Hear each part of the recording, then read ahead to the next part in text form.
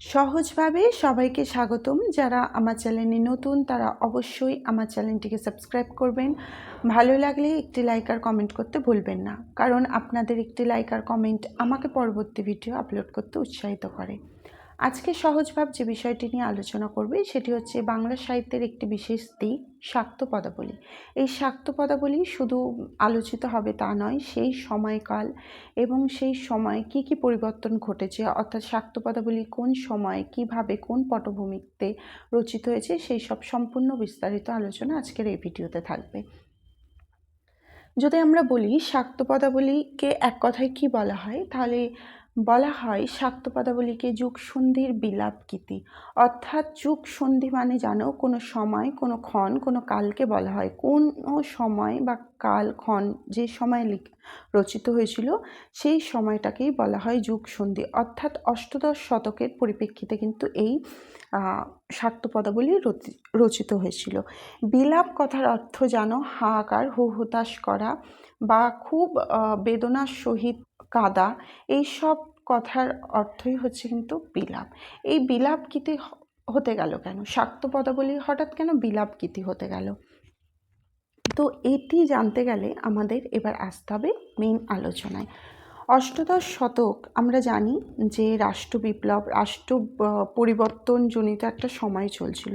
যতই সেই সময় রাষ্ট্র বিপ্লব বা অনেক পরিবর্তন ঘটুক না কেন, গ্রাম বাংলাকে কিন্তু যে খুব প্রভাব বিস্তার করেছিল বা গ্রাস করতে পেরেছিল তা কিন্তু নয়। সেই সময় যখন পাল আমল বা পাল বংশ যে সময় চলছে, সেই সময় মানুষ ছিল কৃষি নির্ভর, শান্ত নির্ঝঞ্ঝাট জীবনযাপন করতেই তারা অভ্যস্ত ছিল। কিন্তু সমস্যা হলো তারপরে 1707 যখন ঔরঙ্গজেবের মৃত্যু হলো, সেই সময় দুষ্ট অসাধু চরিত্রহীন নবাবরা কিন্তু সিংহাসনে বসলেন। শুধু বসলেনই না, মানুষকে অকথ্যভাবে, অকথ্য ভাষায় গালিগালাজ থেকে শুরু করে অত্যাচার, তাদের সুদ নেওয়া ইত্যাদি তারা শুরু করলো। যদি সুদ না দিতে পারত তাদের মারধর করা, ঘরবাড়ি লুটে নেওয়া, এইসব যে সময় চলছিল, ঠিক সেই সময় আর এক আক্রমণ কি হলো, মগ, ফিরিঙ্গি, পর্তুগিজ দস্যুদেরও অত্যাচার কিন্তু এই বাংলায় শুরু হলো। তারপরে আমরা দেখি ভারতে 1739 খ্রিস্টাব্দে নাদির শাহের আক্রমণ ও লুট চলে। ঠিক যেমন বলে না যে গোদের ওপরে বিষের ফোঁড়া, ঠিক সেরকমই এলো কুখ্যাত বর্গীরা। ঠিক সেই সময়, যে সময় এই বর্গীদের আক্রমণ চলল, সেই সময় জনসাধারণ মানুষ জ্ঞান দিক শূন্য হয়ে গেল। কারণ কি করবে, কিভাবে কর তারা দেবে, সেই চিন্তায় তারা যখন বিধ্বস্ত। শুধুমাত্র যে সাধারণ মানুষ তা নয়, সেই সময় যখন বর্গীদের আক্রমণ করেছিল, মানে বর্গীরা যখন আক্রমণ করেছিল, সেই সময় নবাবরাও কিন্তু নিস্তার পায়নি। তো এইভাবে এই যে সময়কালটা চলছিল, এই বর্গীরা আক্রমণ যে সময় করেছিল সেটা কিন্তু অন্ধকার যুগও বলা হয় বাংলার ক্ষেত্রে। তো সেই সময় জনসাধারণ কি করবে যখন দিশাহারা হয়ে যাচ্ছে, তাদের যে পৌরাণিক যে দেবদেবী ছিল তাদের প্রতি তাদের ভরসা কমে গেছে। কারণ কিছুই হচ্ছে না, কোনোভাবেই তারা নিস্তার পাচ্ছে না। আবার যদি আমরা মানে ওই চলিত যদি মনসা দেবীর কথা বলি, অর্থাৎ এইসব যেসব নিম্ন স্তরে পূজিত হয়, সেই সব দেবদেবীদের প্রতিও তাদের আস্থা অনেকটাই কমে গেছিলো মানে তাদের কারণ তারা মানুষ দেখেছে যে তারা পূজিত হওয়ার জন্য, নিজেরা পূজিত হওয়ার জন্য বা পূজা পাওয়ার জন্য অনেক ছলচাতুরি করেছে, শুধুমাত্র নিজেদের স্বার্থ চরিতার্থ করার জন্য। তো সেই দিকটাও মানুষের ভক্তি বা সেই দিকটাও মানুষরা আশ্বস্ত হতে পারছিল না। আবার যদি আমরা দেখি যে বৈষ্ণব ধর্মে কি আছে, সেখানে আছে প্রেম, ক্ষমা, ভালোবাসা ইত্যাদি। মানুষ কিন্তু এরকম চাইছিল না। মানুষ এমন একটি দেবীকে তারা আরাধনা করতে চাইছিল বা তারা পূজিত করতে চাইছিল, যে শুধু ওই প্রেম বা নিজে পূজা পাওয়ার জন্য বা মানুষকে শুধু করুণা করবে এরকম না, এমন এক শক্তিময় দেবীর আরাধনা তারা করতে চাইছিল, যে কিনা একদিকে প্রেম দেবে, আবার যখন অন্যায় অবিচার হবে সে কিন্তু তার রুদ্রমূর্তি ধারণ করে ন্যায় বিচার দিতে পারবে। ঠিক সেই সময় কিন্তু এই আমরা দেখি মা তারাকে বা হচ্ছে কালীকে।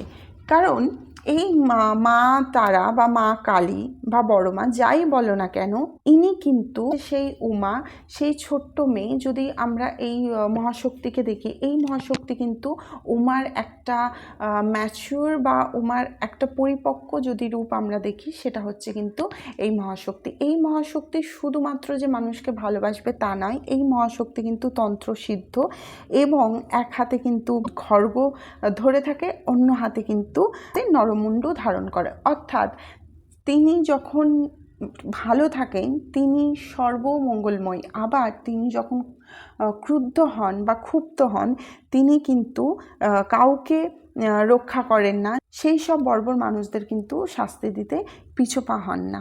ঠিক এই সব বিষয় নিয়েই বা এই সামাজিক প্রেক্ষাপটেই কিন্তু আমরা দেখতে পাই এই শাক্ত পদাবলী রচিত হয়েছে। এই যে মহাশক্তিকে পূজিত করার জন্য যেসব প্রার্থনা বা যেসব অনুরোধ অনুনয় মানুষ করেছে, সেগুলি শুধু ব্যক্ত করেছে তা নয়, সেটা অনেকটা মানে দুঃখের সঙ্গে সেটা গেয়ে, মানে গান গেয়ে মনের ভাব প্রকাশ করেছে দেবীর কাছে। তো এইগুলিই হয়ে গেছে শাক্ত সঙ্গীত। এই শাক্ত সঙ্গীতগুলি কিন্তু পরবর্তীকালে শাক্ত পদাবলী নামে পরিচিত। এই শাক্ত পদাবলীতে আমরা দুটি পর্যায়ে দেখতে পাই, একটা হচ্ছে আগমনী বিজয়া আর একটা হচ্ছে ভক্তের আকুতি। আগমনী ও বিজয়া, এই যে আগমনী একটা ও বিজয়, এই দুটি সমন্বয়ে তৈরি হয়েছে একটা পর্যায়ে। আগমনী একটা পদ, বিজয় একটা পদ, এবং ভক্তের আকুতি এটাও কিন্তু একটা স্বতন্ত্র পর্যায়। এবার যদি আমরা দেখি আগমনী পর্যায় কাকে বলে। আগমনী পর্যায় সেই পর্যায় যে কথাটা বললেই তোমরা অলক্ষ্যেই বুঝতে পেরে যাবে যে দুর্গা পুজোর সাথে এর অনেক মিল, বা দুর্গা পুজোকেই তোমরা বলতে পারো। যে সময় দেবী অর্থাৎ উমা যখন মায়ের কাছে আসবে, মানে আসার পূর্বের খুশিটা, যে আগমনী যেটা আমরা করি, যে আগমনীর সুর বা আগমনীর অনেক বিভিন্ন গান আমরা দেখেছি শুনে, সেই সব সঙ্গীতগুলিতেই আমরা বুঝি কি যে উমা বাড়িতে আসবে, তার যে একটা খুশি, অর্থাৎ খুশির আবহাওয়াই হচ্ছে আগমনী।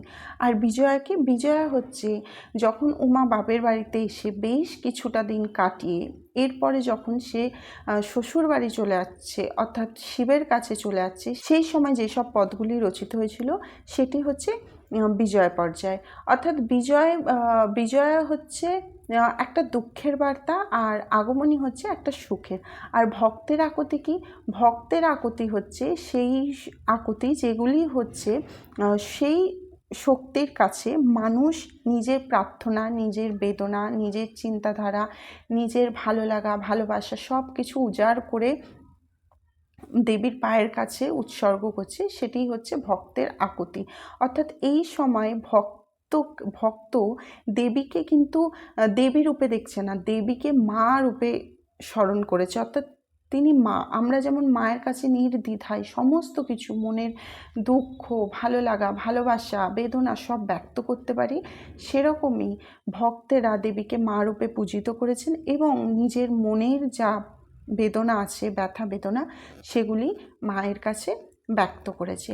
এই হলো শাক্ত পদাবলীর পুরো পটভূমিকা। এই শাক্ত পদাবলীর দুজন বিখ্যাত কবি আছেন, এক হচ্ছে রামপ্রসাদ সেন আর দুই হচ্ছে কমলাকান্ত ভট্টাচার্য। ভক্তের আকুতির শ্রেষ্ঠ যদি আমরা কবি বলি, তিনি হচ্ছেন রামপ্রসাদ সেন। আজকের এই আলোচনা আমরা এখানেই শেষ করলাম, কারণ আজকের আলোচনাটা ছিল শাক্ত পদাবলী কিভাবে, কখন, কোথায়, কোন পটভূমিতে রচনা হয়েছে। এর পরবর্তী ভিডিওতে আমরা কমলাকান্ত এবং রামপ্রসাদ সেনের জীবনী নিয়ে আমরা ভিডিও করব। তোমাদের যদি এই ভিডিওটি ভালো লাগে তবে একটা লাইক আর কমেন্ট করতে ভুলো না। দেখা হচ্ছে পরের ভিডিওতে, ততদিন সুস্থ এবং ভালো থেকো।